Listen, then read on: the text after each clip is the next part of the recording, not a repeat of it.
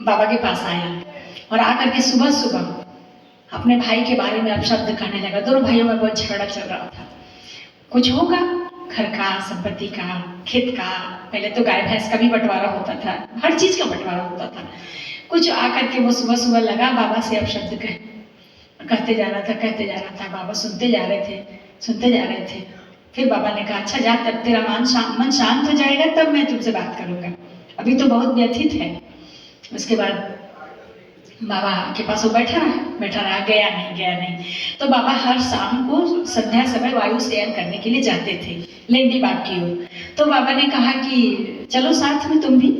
तो अब जब बाबा सेवन करने जाते थे तो पूरे गांव के जितने लोग गांव में होते थे वे लाइन से खड़े हो जाते थे बाबा के दर्शन के लिए, बाबा को प्रणाम करते थे, सबका सारे हाल चाल पूछते थे, एक ही व्यक्ति का हाल चाल पूछते थे। तो सब लोग लाइन से खड़े हैं और ये जो भक्त है साथ साथ चल रहे हैं।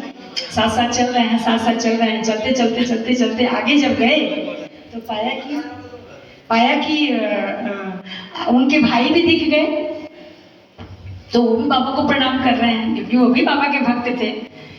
उसके बाद फिर बाबा मुस्कुराए और मुस्कुरा कर दूसरे भाई की ओर देखे, कुछ कहे नहीं बाबा। फिर थोड़ा आगे बढ़े तो कुछ ये थे सुअर, जानवरों में सुअर का काम है गंदगी को साफ करना। दुनिया की सारी चीजें बनी हैं लेकिन सुअर गंदा ही खाता है। बाबा ने कहा तू मनुष्य है ना, तेरे लिए इतनी अच्छी अच्छी बातें विधाता ने बनाई हैं, इतनी सुंदर सुंदर बातें, भजन गीत, भगवान का नाम। किसी की बात ही कर रहा है तो अच्छी बातें करना, लेकिन तू सुबह सुबह आया तो ये जो सुअर है ना, ये बिस्टा खा रहा है ना, तू भी बिस्टा खाने वाला ही है, वो मनुष्य नहीं है। अपने भाई को गाली दे रहा था।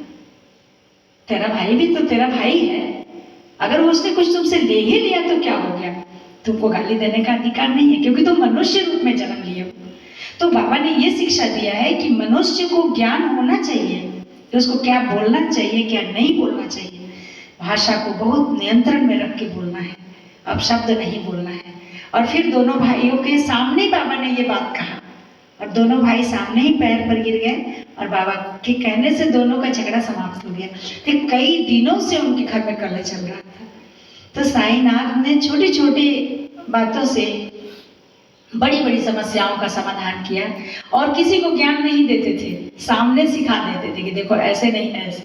वो जो गोवा से सज्जन लोग आए थे जिनकी कहानी अभी थोड़ी देर पहले हम कह रहे थे, उन लोगों को भी बाबा कह सकते थे कि तुमने कहा था नहीं दिया, लेकिन बाबा ने कहा नहीं, दूसरे तरीके से सुनाते थे। वो सुना के चुप हो जाते थे, वो सामने वाला समझते रहे बाबा क्या बोल रहे हैं। तो बाबा का की को समझना मतलब सर्वव्यापक ऐसे परब्रह्म श्री सच्चिदानंद सद्गुरु साईनाथ महाराज की जय।